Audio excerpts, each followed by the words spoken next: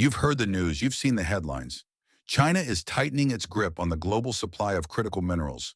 The United States and the entire Western world is waking up to a terrifying vulnerability. And right next door, Canada is sitting on a geological lottery ticket, a treasure chest of rare earth minerals potentially worth trillions of dollars. The story is compelling. It's a story of opportunity, of a strategic shift, of Canada stepping up to become the reliable resource powerhouse the world desperately needs. According to Natural Resources Canada, the country holds an estimated 15.2 million tons of rare earth oxides, a vast untapped fortune waiting to fuel the green revolution and the high-tech defense industries of the future. But is this a realistic economic race, or is it just a geopolitical fantasy? Is this a story of a new industrial dawn for Canada, or is it a pipe dream that will crash against the hard wall of reality? The media, the politicians, they all talk about mining. They point to the vast Canadian shield and talk about digging rocks out of the ground. But they forget to talk about the one thing that actually matters, the one thing that defines this entire global power struggle, and that one thing is processing. In this video, we are doing the reality check that the headlines won't. We are not going to talk about rosy scenarios. We are going to follow the numbers, the logistics, and the inconvenient truths. We are going to find out the real price of trying to beat China at its own game. The high stakes of the crisis. To understand why this conversation is so urgent, we need to understand the stakes. This isn't just about iPhones and electric cars, though they are a major part of it. This is about national security.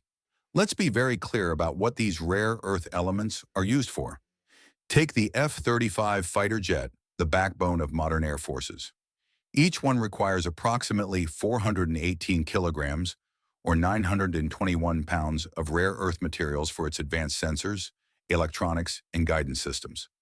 Or consider the U.S. Navy's Virginia-class submarine. Each one of these nuclear-powered vessels needs a staggering 4,600 kilograms or over 10,000 pounds of these elements to operate. Every guided missile, every drone, every piece of advanced military hardware relies on a steady supply of these minerals. And beyond the military, there's the entire green energy transition. The powerful magnets in wind turbines and the high-performance motors in electric vehicles are completely dependent on rare earths like neodymium and praseodymium. The problem is, the West has outsourced its control over these foundational materials, and China knows it.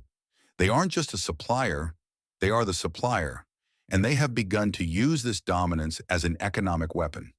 We saw this clearly in 2025. When China merely announced it was tightening export controls, the market reacted instantly. The price of neodymium praseodymium oxide, a key component for magnets, skyrocketed by 127%. This wasn't a hypothetical threat. It was a live demonstration of their ability to turn the lights off on the Western world's most advanced industries. This is the fear that is driving the conversation in Washington, D.C., in Brussels, and in Ottawa. This is why the dream of a Canadian solution is so powerful.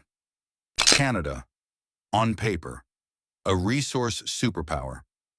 On paper, Canada looks like the perfect answer to this crisis. The country isn't just rich in these resources, it's one of the most endowed nations on the planet. The potential is spread across the country. In the Northwest Territories, there's the Nechalasho project, which has already begun some initial mining operations. In Quebec, there are multiple promising deposits being explored. And then there's the legendary Ring of Fire in Northern Ontario, a massive mineral belt that has been talked about for decades as a potential source of immense wealth, including significant critical mineral deposits. It's not just talk either. Some initial steps have been taken.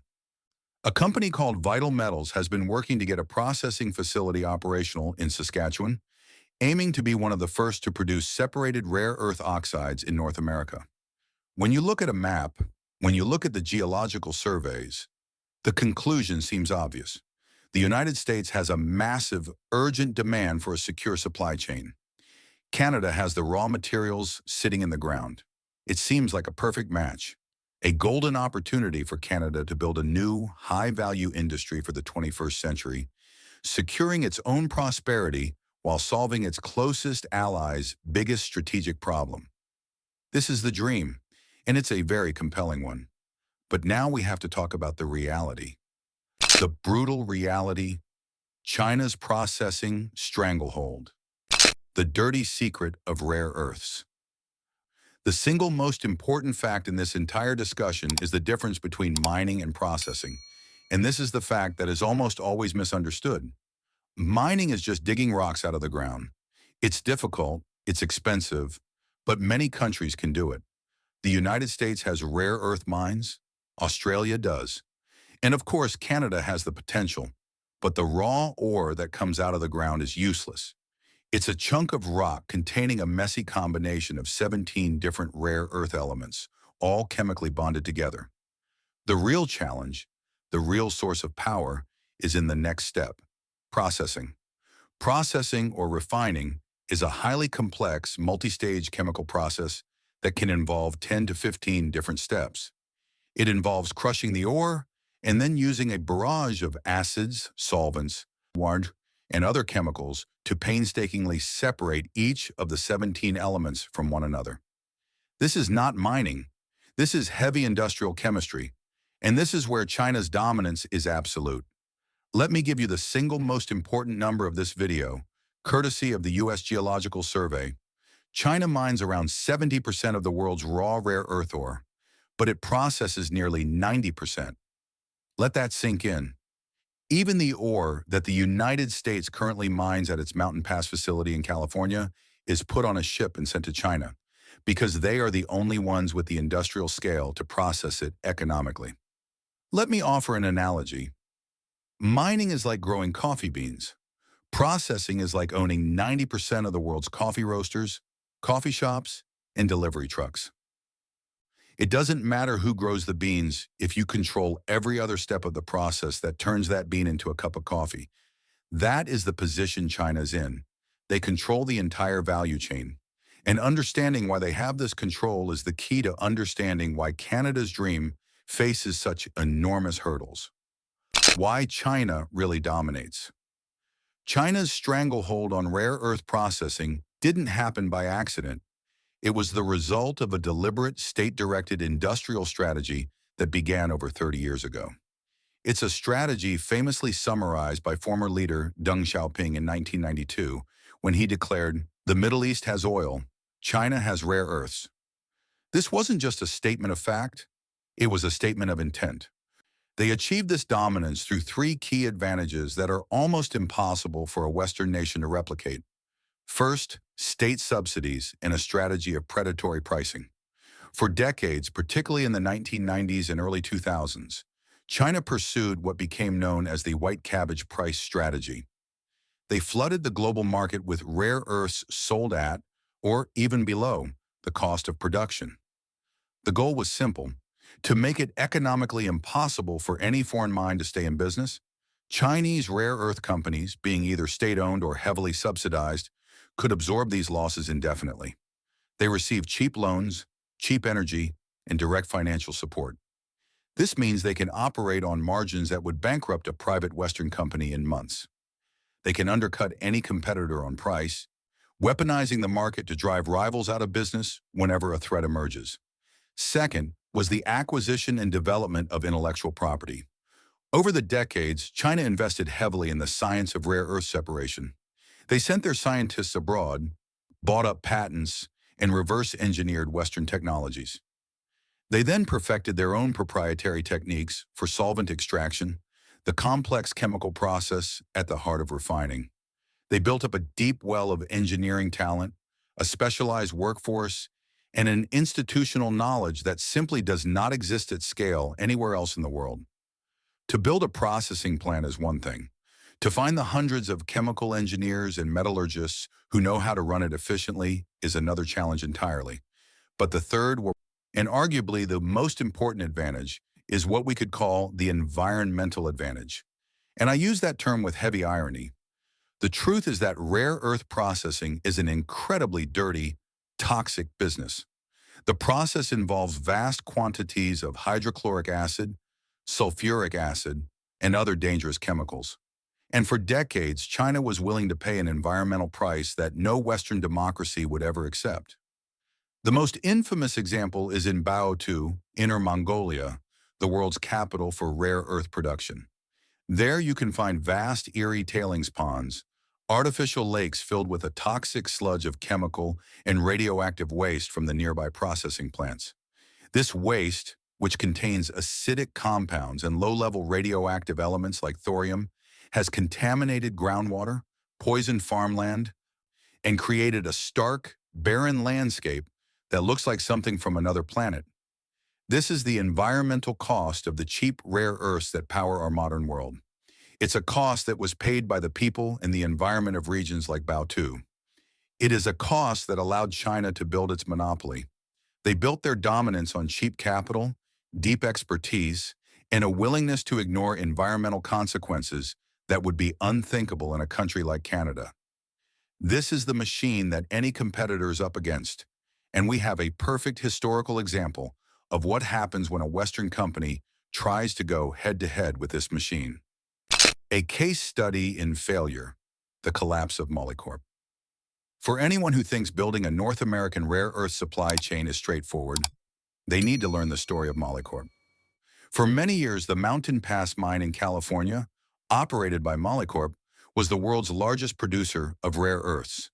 But by the early 2000s, they couldn't compete with China's white cabbage low prices and were forced to shut down their processing operations.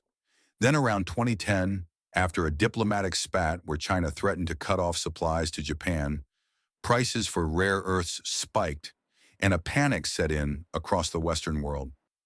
Molycorp saw an opportunity. It was a story that sounds very familiar to what we are hearing about Canada today. They raised over $1 billion from investors, reopened the mine, and embarked on an ambitious project they called Project Phoenix. They invested a staggering $1.25 billion to build a brand new state-of-the-art processing plant in the United States. They were going to bring the entire supply chain back home. So what happened? In 2015, Molycorp filed for bankruptcy. The entire project collapsed into a spectacular failure. The reason why is a brutal lesson in market economics. Even with their brand new expensive facility, they still struggled to compete on cost. The chemical processes were complex, the operating costs were high, and at their peak, they were still sending some of their raw materials to China for certain final refining steps because it was simply cheaper. But the final blow, the nail in the coffin, came when China decided to kill the competition. In response to Molycorp's revival, China loosened its export quotas, once again flooding the global market with cheap rare earths. The price of the minerals, which had been artificially high, collapsed. Suddenly, Molycorp's expensive American-made product was far too costly to be competitive. Their revenues plummeted, they defaulted on their loans, and they could no longer service the massive debt they had taken on to build their dream factory. The failure of Molycorp is the inconvenient truth at the heart of this issue. It proves that in this market, a private company doesn't compete with another company. You compete with the full force of the Chinese state. And it's a state that has demonstrated it is willing and able to manipulate the global market to crush any emerging competitor. This history hangs like a dark cloud over every new proposal, every new investment, and every optimistic headline about Canada's rare earth potential. The Canadian reality check, the three great hurdles.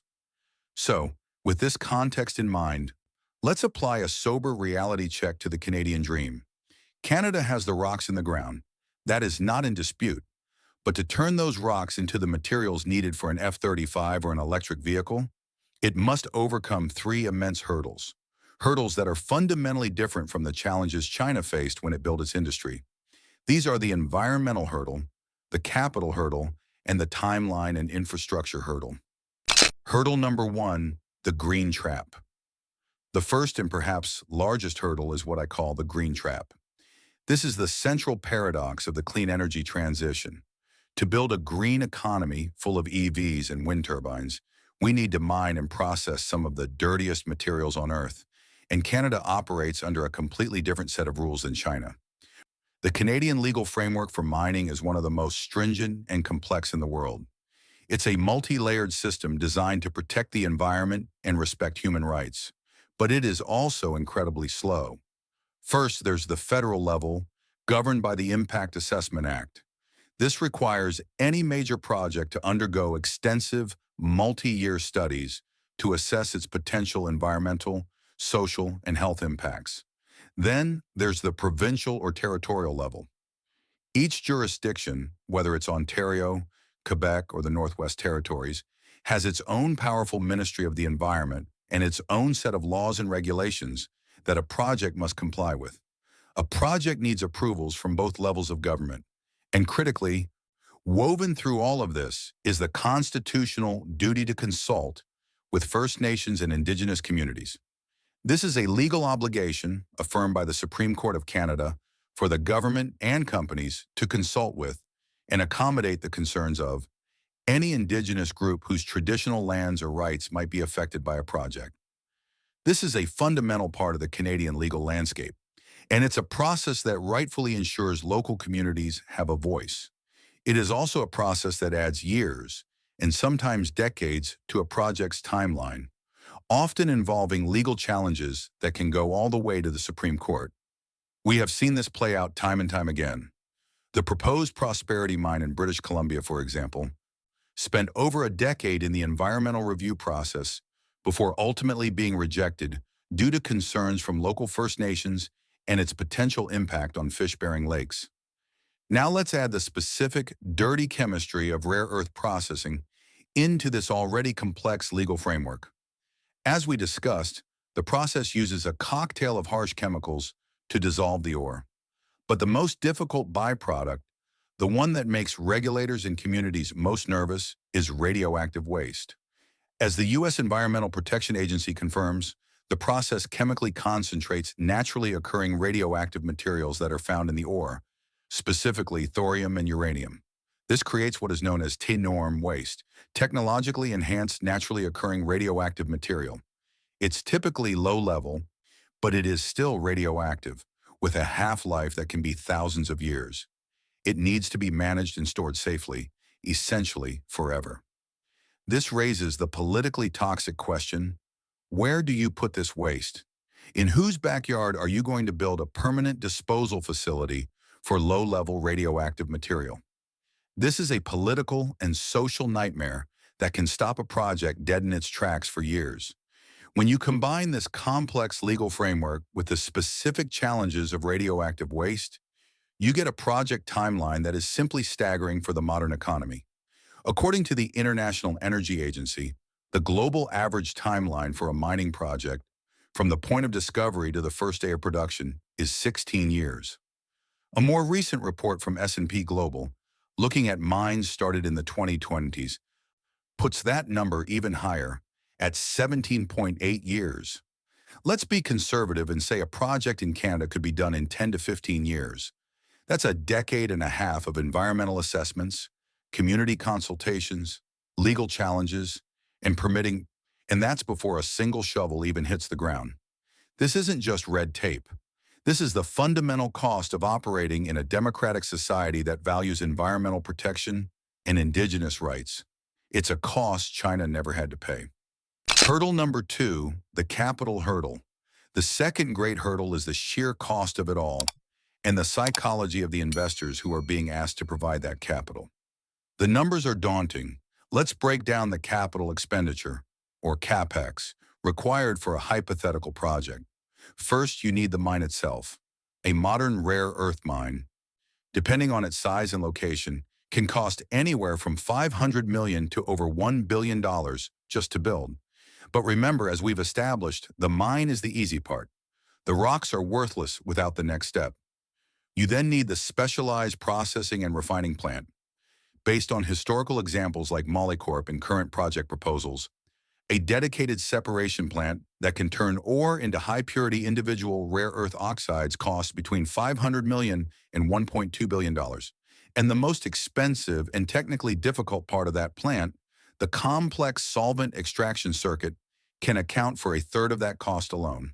So you're already looking at a price tag of $1 to $2 billion for a single, vertically integrated mine and processing facility. But that's only if the mine is conveniently located next to a highway with a power line. And most of Canada's most promising deposits are not. They are in the remote, undeveloped north, so you still need to build the infrastructure, which we will get to. But first, let's ask the fundamental question: who is going to pay for this? Who is going to write the $2 billion check? The answer isn't simple. Let's think like an investor. Private investors, like private equity funds or major institutional investors, look at this and see a mountain of risk. They remember the Molycorp story very well. They know that the price of the commodity they would be producing is effectively controlled by a single, hostile state actor. They know that China can crash the market at any time, making their multi-billion-dollar investment unprofitable overnight. Imagine you're a fund manager. You have a choice. You can invest in a gold mine, where the product has a stable, globally traded price. Or you can invest in a rare earth mine, where the price can be manipulated at will by a geopolitical rival. Which one would you choose? No rational private investor is going to take that risk unless the government steps in to guarantee their investment, either through massive loan guarantees, price floors, or direct subsidies. So then, does the government pay for it?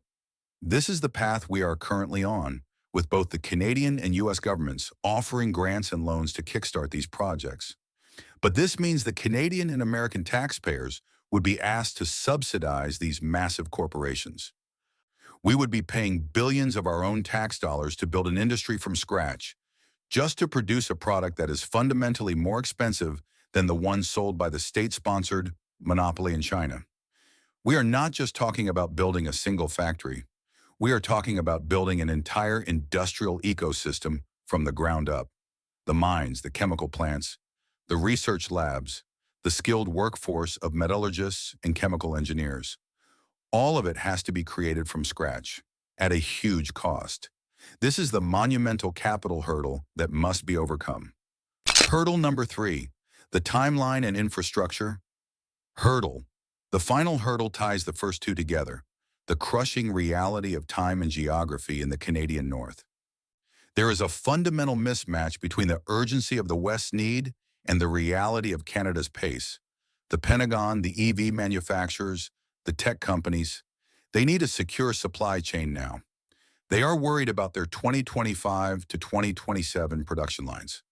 They are trying to build jets and submarines today, but as we've established, with a 16-year average timeline from discovery to production, any new project in Canada that received full funding and was fast-tracked today wouldn't be producing significant quantities of refined rare earths until 2035 at the absolute earliest. That's a decade-long gap between the demand and the potential supply. And even this optimistic timeline assumes the infrastructure to support these projects even exists, which in most cases it does not.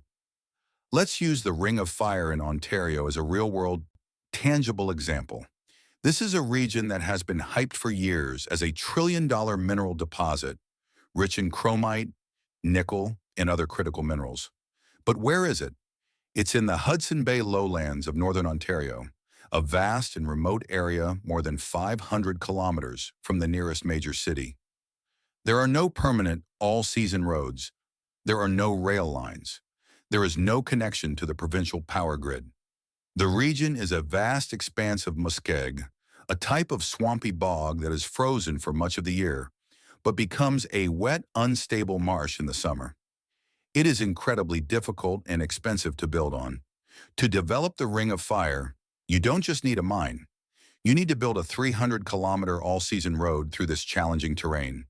You need a potential new rail link to get the heavy ore to the coast. You need to build a dedicated power generation facility and hundreds of kilometers of transmission lines because it's completely off-grid. You need deep water port facilities to ship the materials. The cost of this infrastructure alone is estimated to be in the tens of billions of dollars. And the political, environmental, and jurisdictional battles over who will pay for it and where these corridors will go have been raging for over a decade, with very little tangible progress. This is the logistical nightmare that underlies the optimistic headlines. This is the reality of resource development in the Canadian North. China's dominance isn't just about having cheap minerals. It's about having cheap minerals available today, delivered to your door from an established, fully integrated industrial complex. They have the mines, the factories, the ports, the ships, and the 30 years of experience to make it all work seamlessly.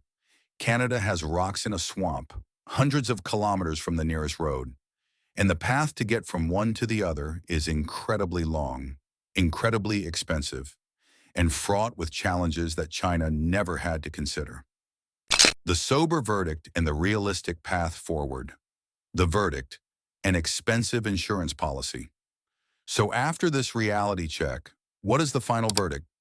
The conclusion, based on the numbers, the history, and the logistics, is clear. Canada cannot compete with China on price, speed, or scale in the commercial rare earth market.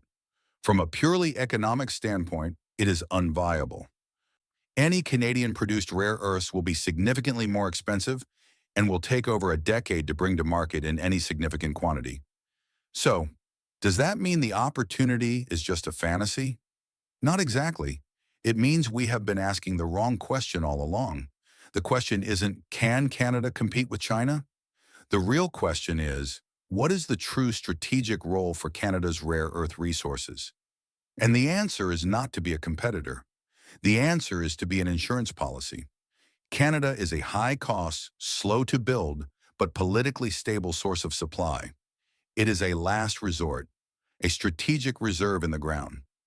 It is what the United States and its allies will turn to, if and only if China completely cuts off the supply and the global high-tech economy grinds to a halt. Think of it like the U.S. or Strategic Petroleum Reserve. The U.S. doesn't release oil from its reserves to compete with Saudi Arabia on the price of gasoline every day. It's there to be used in a national emergency, like a war or a major supply disruption. That is the realistic role for Canada's resources. And we are already seeing the money move in this direction. The $8.5 billion in private capital that flowed into non-China critical mineral supply chains in 2024, that's not money looking for a competitive commercial return. That's insurance premium money. It's capital being spent by governments and large corporations to de-risk their supply chains and build a break glass in case of emergency option for the future. It's an expensive insurance policy paid for by Western governments and companies and underwritten by Canadian geology. The resonance point. This brings us to the hard question, the one that forces us to confront the trade-offs between our ideals and our security. Given the immense cost, the environmental challenges, and the 16-year average timelines we've discussed, do you believe Western governments should bypass our own stringent environmental regulations to fast-track these critical projects for the sake of national security? Or must we stick to our standards, our environmental laws, and our duty to consult, even if it means effectively losing this resource race to China? Let me know your thoughts in the comments below. It's a difficult question with no easy answer. The flywheel CTA. But if Canada is facing these massive hurdles for rare earths, what about the other major resource project everyone talks about? In our next video, we'll apply this same reality check to Ontario's Ring of Fire to see if that trillion-dollar promise is also just a pipe dream. Click the link on screen to watch that analysis next. Standard calls to action. If you found this analysis valuable, please consider subscribing to the channel for more content that goes beyond the headlines. And if you want to support this kind of independent research, you can become a channel member by clicking the join button below. Thank you for watching.